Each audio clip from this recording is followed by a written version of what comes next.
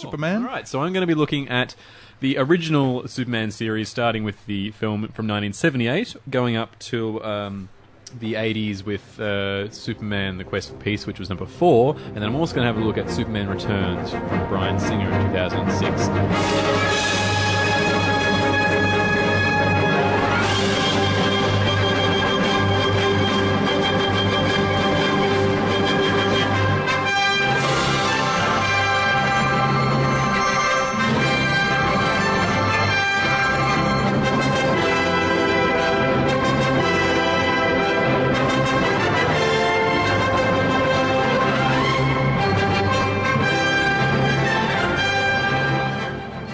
So, Superman the movie from 1978. Now, if you can think back this far, which obviously we can't, but this is a time before superhero movies sort of ruled the universe and made all the money they do. So this was a bit of a gamble for Warner Brothers back in the late 70s. Obviously, comics were still seen as the sort of domain of children. Well, they weren't aiming for an adult audience for this. They were aiming for something family-friendly. Something like Star Wars, which had just come out the year before and been very successful because it was a family film. So the tone in this film to be honest, it's a bit cheesy. I think they really handle the first, say, half hour, 40 minutes really well. All the stuff, because this is purely an origin story. Really, yeah. They spent a lot of time on that. So a lot of time on Krypton with Jor-El putting baby Kal-El, which is Superman, into the meteorite or something, and then sending it to Earth, and all that stuff is really, really good. You've also got a whole extended sequence with Jor-El, played by Marlon Brando, by the way, sentencing some supervillains to imprisonment in the forbidden the Phantom Zone. And the Phantom Zone. Is that right? You say that like I know what that is. I was almost going to say the Forbidden Zone, but that's Planet of the Apes, isn't it? The Forbidden Zone? Yes, that is Planet of the Apes. The Phantom Zone is this. And the Twilight Zone is a TV show. That's right. Great show. The Phantom Zone, it's this place where they're in suspended animation, and it's... Anyway, the point is, it's a lot of... Is that good? You mean the Phantom Zone? Yeah, suspended animation. Wait, can you move? Well, they sort of just revolve. Okay. They're in a but glass. You don't age. Have you not seen these films? No, I've seen them ages ago. Okay. They're in a glass panel, like a sheet of glass, and they're stuck in the glass, going, help, I'll get you, Jor-El. No, it's not good. They're not having fun. Purgatory, basically. Yes, exactly. That's a good way of putting it. Okay, fine. So... Sorry, on with the review. Yeah. So basically, what's interesting is they set up pretty much the second movie for ages. So all this stuff with sentencing the supervillains to banishment and all this is quite a lot of screen time. And after it's over, it has no bearing on the rest of the film whatsoever. Okay. It all comes into play for the next film. So that shows some remarkable foresight. They were pretty confident that this film would do well. Anyway... So the stuff on Krypton, the sets are pretty dodgy, the effects are terrible, so to an audience today, it is a bit hard to get fully on board with it, but they really do play it straight, and Brando does a great job, which is rare at this point in his career to do a really good job. We're almost at pantsless Brando stage, aren't we? Almost. He was doing pretty much paycheck things, and he wasn't really caring about it, but apparently the word was on this film, they were very worried. He got paid $1 million or something for a few days' work, something ridiculous. Probably more than that, actually. And they were very worried before he came to set whether he's going to know his lines, anything, and apparently he just nailed it. He had actually prepared, and he took it really seriously, and he even suggested ideas for the producers and the directors. He was just fully a team player. So very unusual work from Brando that late in his career. Anywho, so all this stuff's great. Then you've got a lot of time on Earth of young Clark growing up. You actually don't see Superman in costume till 50 minutes into the film. Right. That is my overarching memory of these films, actually. And I did about 2 or 3 years ago, tried to rewatch the first one, and I was really tired, and it sent me to sleep, and I just never got back around to it. But yeah, that's my overarching memory, is that the beginning is really, really slow. Yeah. Yeah, I liked it. It is slow, but it does take its time to spell out the mythology to people that aren't aware of what's going on, which is great. It's a really nice beginner's guide to Superman. Sure. And they do it well. And then when the actual plot kicks in, it's pretty pedestrian. You got Gene Hackman as Lex Luthor, and he is having a ball, but no one else really is. He's not really that evil. He's just like a showman. He's really funny, and he's doing evil things, and he thinks he's great, and he keeps talking about how he's the greatest criminal mind of all time, etc. But his evil plan is essentially a real estate scam.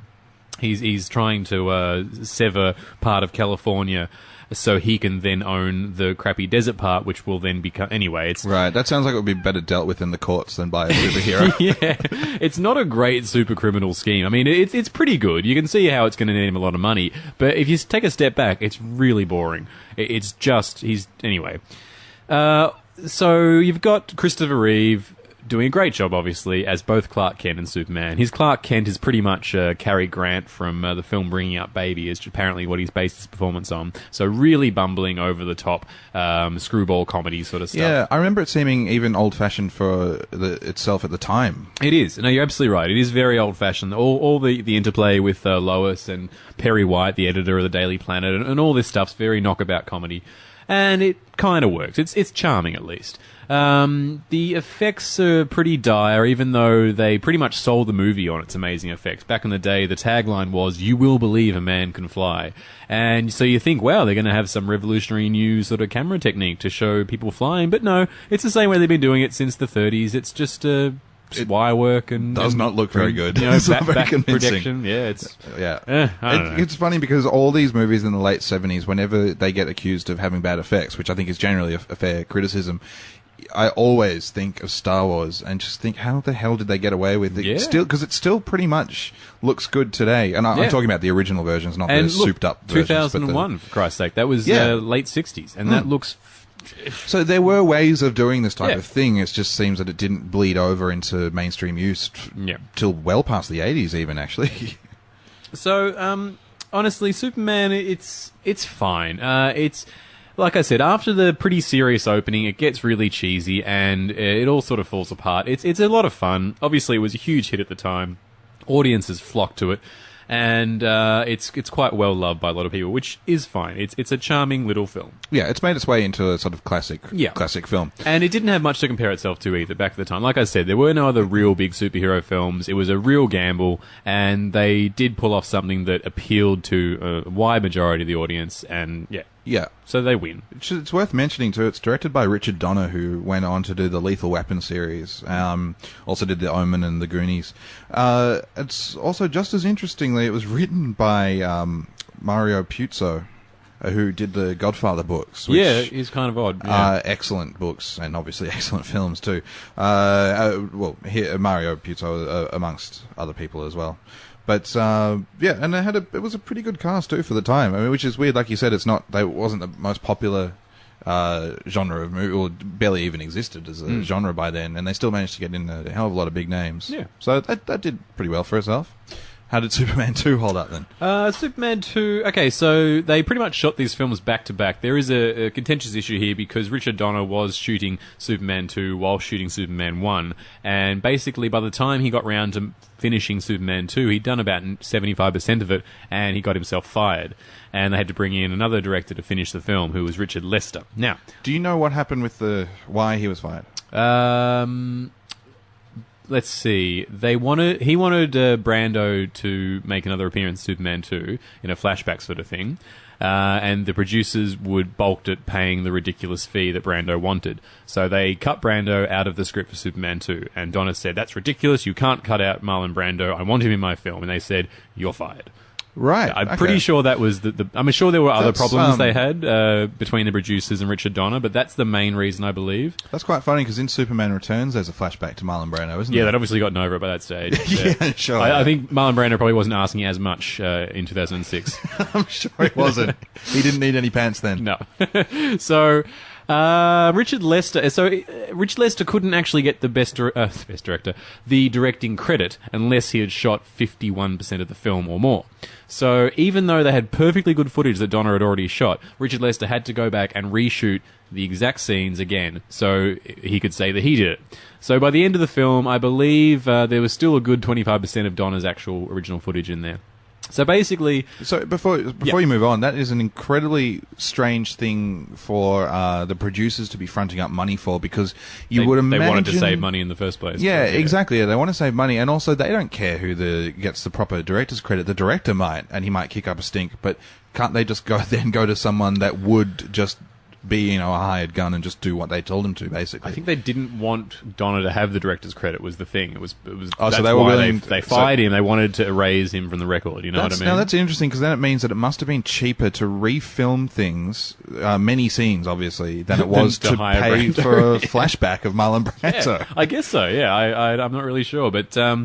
So, people have always wanted to see Donner's original cut, and it did get reassembled a few years ago, 2006, I believe. And I watched some of that as well. I have seen it before, but I just wanted to rewatch a little bit. They're pretty much the same film. Donner's one is a little bit more serious, not much. Richard Lester played up the comedy in a lot of scenes, which isn't handled very well, but...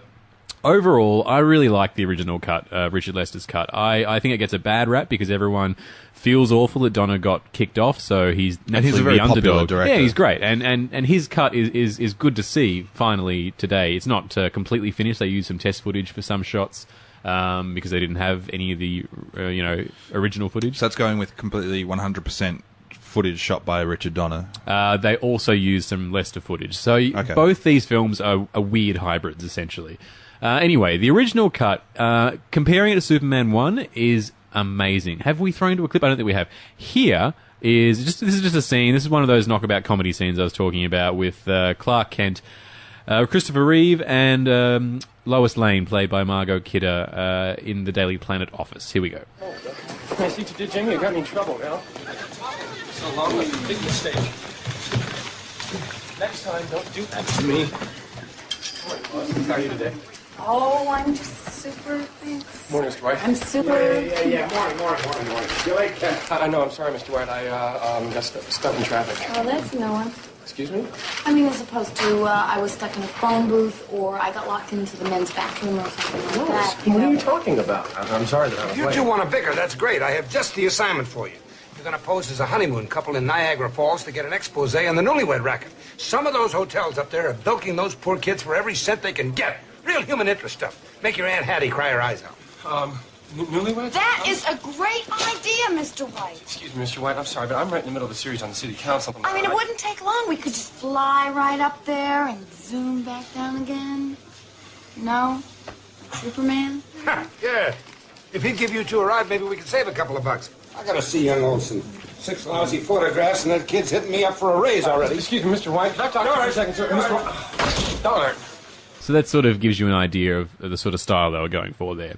But the basic story of Superman 2 is just far more interesting than the story of Superman 1. Obviously, they've gotten past the origin thing, so they've got more room to play in the sandbox, And they've got the supervillain thing I was talking about in the first film setup with General Zod and his followers. So General Zod is Terrence Stamp, isn't it? Correct, and he's great. So General Zod and his followers get freed from the Phantom Zone due to something blowing up.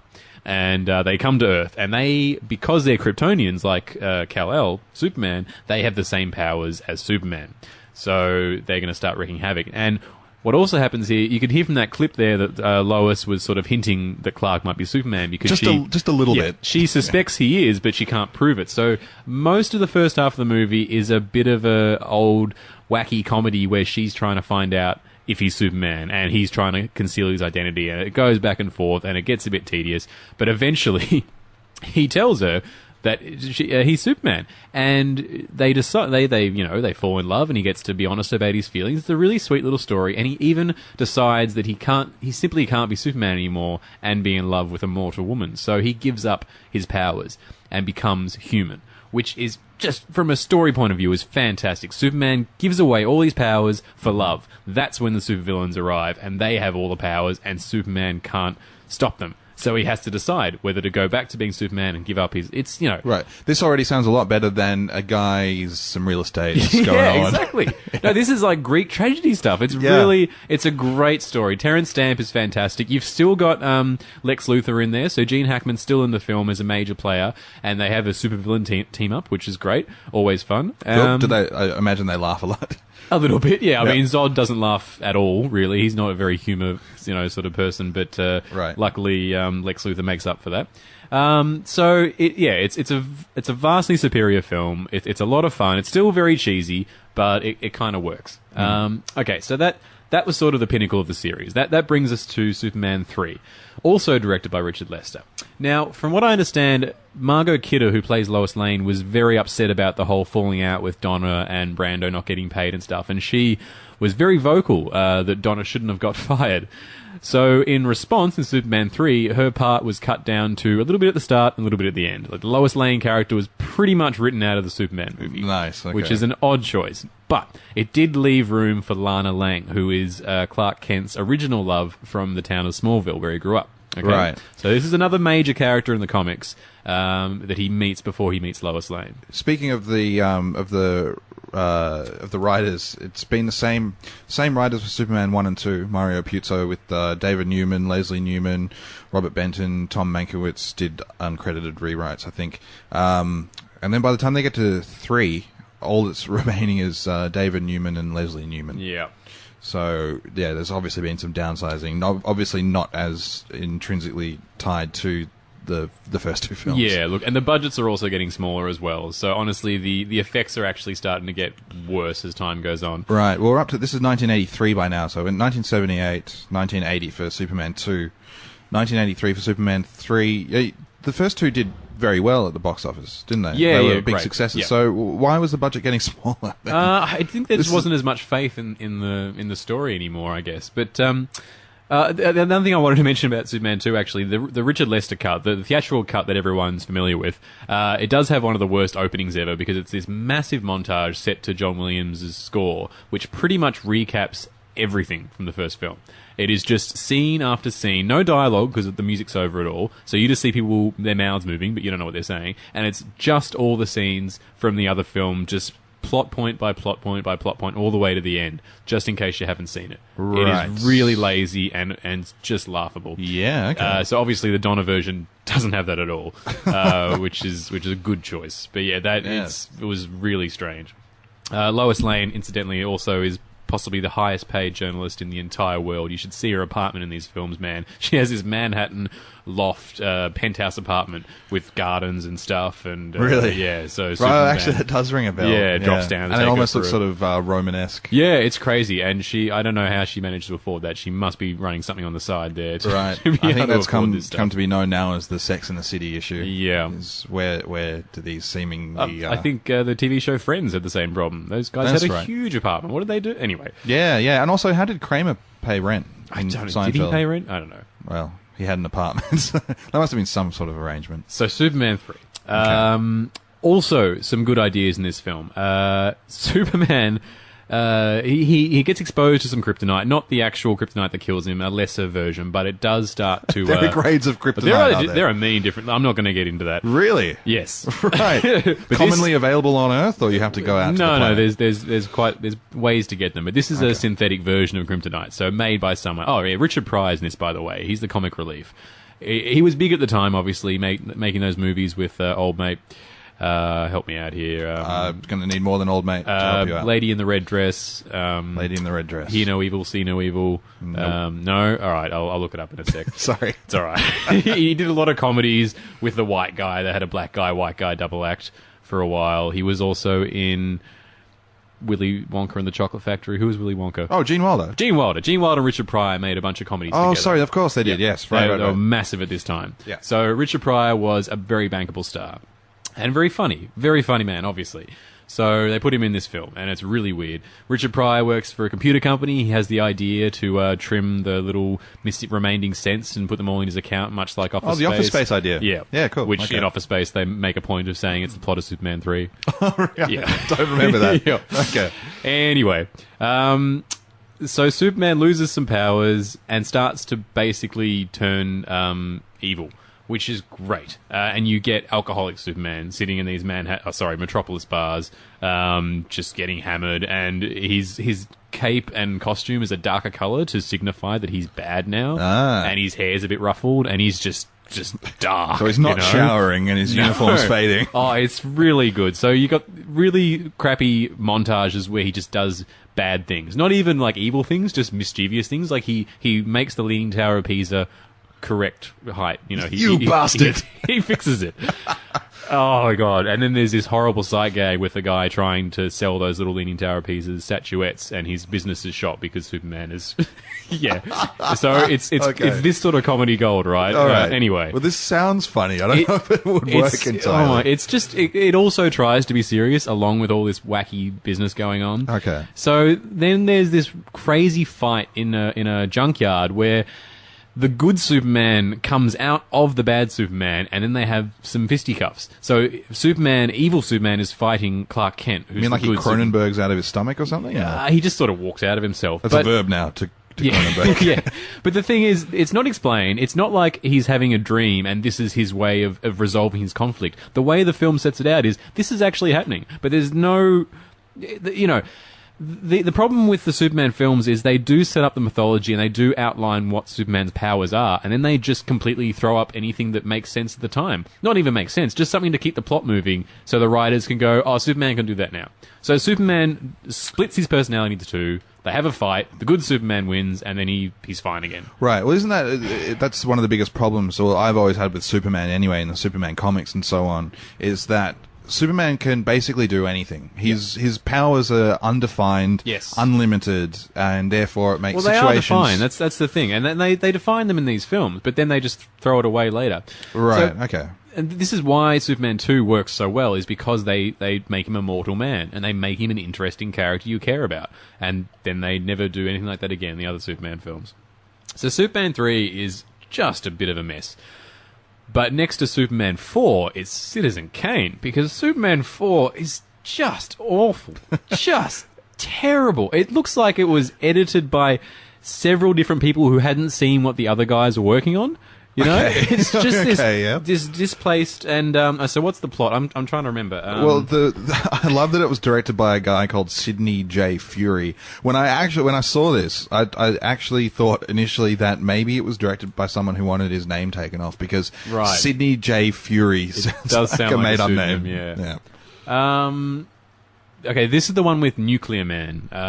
So basically, also this is one where there were story contributions from Christopher Reeve, where if that hasn't initially happened and the main actor isn't sort of related to the films, when that happens by film 4, you know you're probably in dire straits. So Christopher Reeve got to the point where he was one of the biggest stars on the planet, and he could do what he wanted. Now, Christopher Reeve was a great humanitarian, and he really passionately fought for nuclear disarmament, and he basically used Superman 4 as a platform to talk about nuclear disarmament.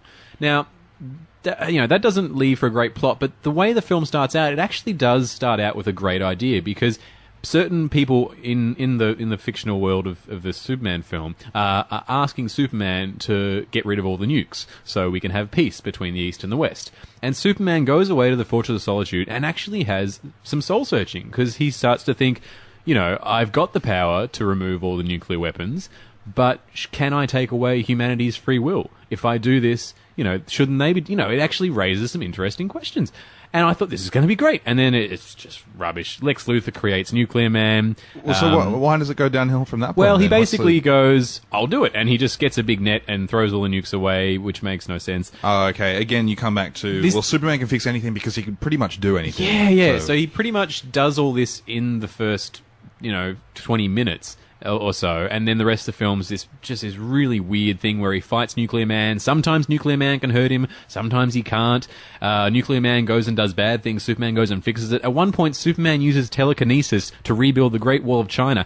Superman doesn't have telekinesis. That's just made up for that moment. To rebuild the Great Wall. Because Nuclear Man destroys it, so Superman just stands there with his finger and points at it, and the bricks go back to where they were. I'm just going to let that go completely. Yeah, Who plays Nuclear Man? Oh, Nuclear Man is played by the great... It's not Jim Broadbent, is it? No. It's actually, his name's not here.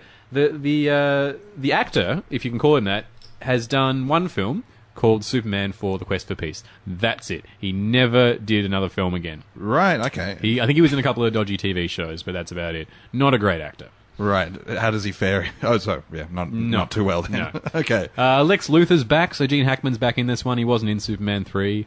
Mark Pillow plays Nuclear Man. There you go. Yep. Mark Pillow. Yep. Didn't make a big career out Friends of it. with Sidney J. Fury. Yeah. So look, it's really quite diabolical. There's no. Can I tell you one sequence though, which is really funny? Once again, makes no sense. Mm-hmm. Though obviously, after he's done the nuke thing, or maybe it's when he's doing some soul searching and contemplating, he goes and tells Lois that he's Superman because you see in Superman 2 he brain wipes her at the end. I forgot to mention that. He kisses her and he wipes her memory because that's another with superpower. His finger? No, with his lips. He kisses her and her memory's gone. Okay.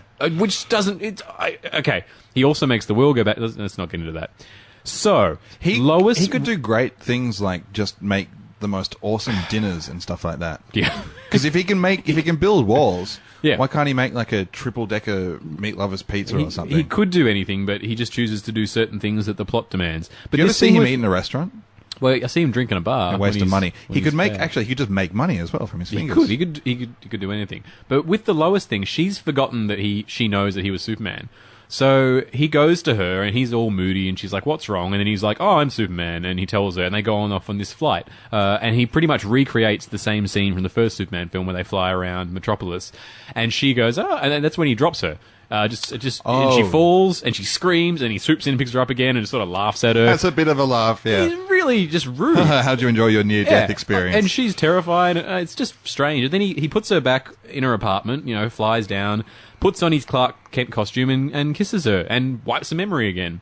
And then they move on with the film. It has no bearing on anything. It's just a sequence that makes no sense except references a better film. Okay. I'm done with these films. So they really went well downhill, and Warner Brothers, they wisely cancelled the fifth film they were planning. Right. And they decided to scrap that. Well, we went nearly 20 years without another Superman movie. Which brings us on to Superman Returns. Now, this film gestated for a long time. At one point, it was a project called Superman Lives. It's going to be directed by Tim Burton, going to be written by Kevin Smith. It's gone through a lot of different directors and writers till it finally landed in Bryan Singer's lap. That's right. There are some really... there's a great... I think it might even be on YouTube, a great recounting of a story by Kevin Smith about dealing with the Superman producers, which is well worth looking up. We briefly mentioned it... probably about 10 episodes ago when we were talking about the Wild Wild West, but yes. Okay, so what they had a chance to do here is to make an interesting film that was different and new and fresh. And what they did instead was made a film that was so subservient to the original that it didn't leave any room for original ideas. It's almost a remake, but it is an original story. But it references the first one so explicitly, it feels like you're just watching the old one again. And that's right. They even use footage from the first one. Yeah, well, they use Brando. They bring him back. So basically, chronologically, they ignore Superman 3 and 4, but they do take into account Superman 1 and 2. So in this universe, those films have happened, and then Superman went away, and then he comes back. Now, in this film, Lois Lane is played by Kate Bosworth, right? Yes. Kate Bosworth was 23 when she made this film. Now, her character, you have to assume, is around the same age. Superman's been gone for 5 years, which makes her 18 when he left. You would also assume that Superman's been around a few years before this. So when exactly did he do things? It's very suspicious. I think they really should have ballsed up and cast an older Lois. It makes no sense casting a 23-year-old Lois if you're setting the film years and years and years after Superman first appeared. That's right. And she's also established as a journalist, which I'm not saying is impossible by the age of 23, but it, beggars belief. So. Well, she wrote the Superman story, so she got famous. But I mean, she's so young, and she has a 5-year-old kid, and it's creepy. It's very creepy. Bordering on illegal. Yeah. So I don't know what they were thinking with that one. I've got a whole list here of things that they copy straight from the original. I'm not even going to go into it. It just makes me upset. It's okay. It's just the same thing. Let's talk about what works. The acting is actually... this won't take very long from my memory. The interplay between the main characters, Perry White, the editor of the Daily Planet, Lois's husband or husband-to-be, the other man, essentially played by James Masters. You've got Brandon Routh as Clark Kent / Superman, and that guy is a bunch of nothing, huh? Well, he's Okay, you need to be a certain caliber of actor to pull off Superman, though. I don't think Brandon Routh did a bad job here. He is a very bland character, which is his major issue. Yes. He's just so good. He is a big boy scout. Yeah, Christopher Reeve was so lovable that it was hard not to sympathise with his bumbling Clark Kent and the conflicted superhero idea. Brandon Routh's whole thing, he epitomizes that stupidity just the stupidity that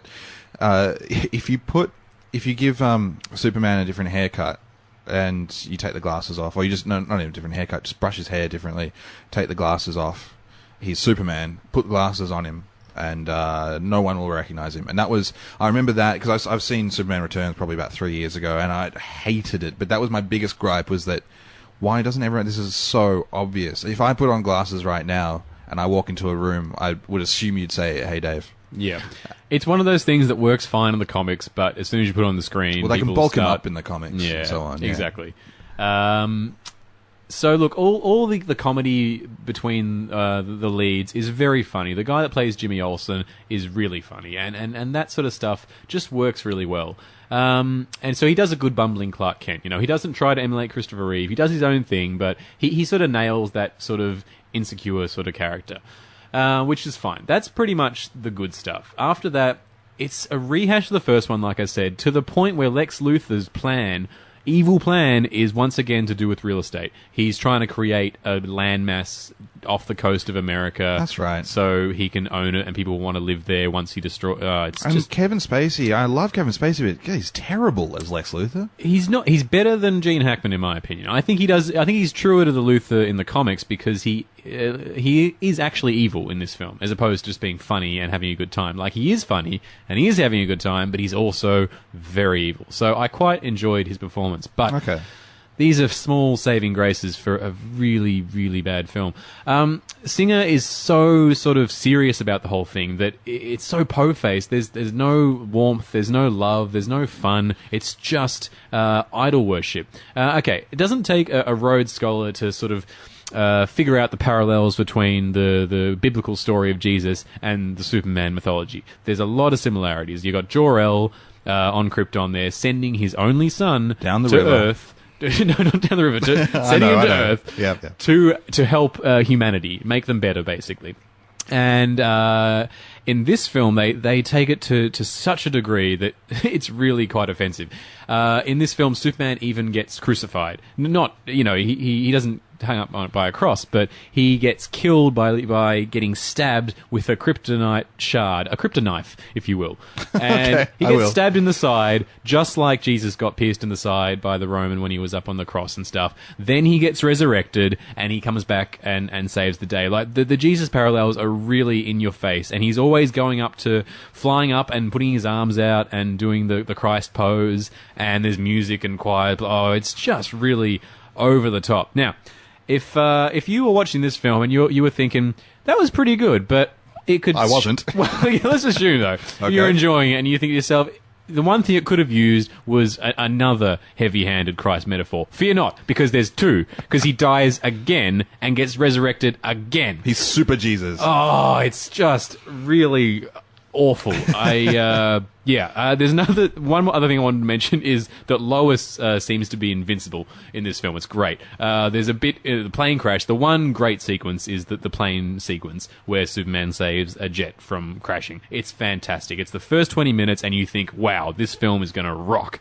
And then the rest of the time, he just pouts and moans and nothing happens. It's so boring. But Lois on this plane is the only person that's not in a seatbelt. When the plane starts to crash, he gets thrown around the cabin like a rag doll. And we know from Flight that kills you pretty quickly. I was just going to say, yes, if there's one thing that Flight taught us, put a seatbelt on. So she somehow survives that. Then later on, she's on a sinking ship. And you know those big, heavy doors that are on ships? Think of like a safe door sort of thing. You know, they have the huge handle. You have to turn the handle heaps. And then so the ship's on its side, and this door falls and smacks her on the head, which would just obliterate her head like a melon. Instead, it just knocks her out for a while, and later on, she wakes up, Superman does the X-ray thing, checks her vitals, and goes, she's fine.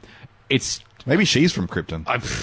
I think that the writers just got confused. All right, that's it. Yeah. I'm done. I do have other notes because these films just kind of infuriated me, but... We do need to move on. That Yeah. is that's a heavy load of Superman. It's a shame because you've got basically starting from 1983 up until 2006, you've got 3 bad Superman movies in a row. I do vaguely remember Superman Returns. I just remember I just couldn't believe it. I couldn't believe that So underwhelming. that they could make a movie that bad. Yep. I mean, Hancock. The first half of Hancock was great. Second half's terrible. It's easy to. It's not easy, but it's not too hard. As Marvel's shown as well, that you can make not Superman. You can make superhero movies these days and not make them dead. You don't have to do too much to make an average movie. And Superman Returns was just awful. And from memory, it's really, really long as well. That's 2.5 hours. 2.5 hours, yeah. And nothing happens. It's funny because Bryan Singer isn't a terrible director. Yeah, and he jumped ship on X-Men, the third X-Men film to make this. You know, he could have made a good X-Men film. Instead, he made a mediocre Superman film. Brett Ratner got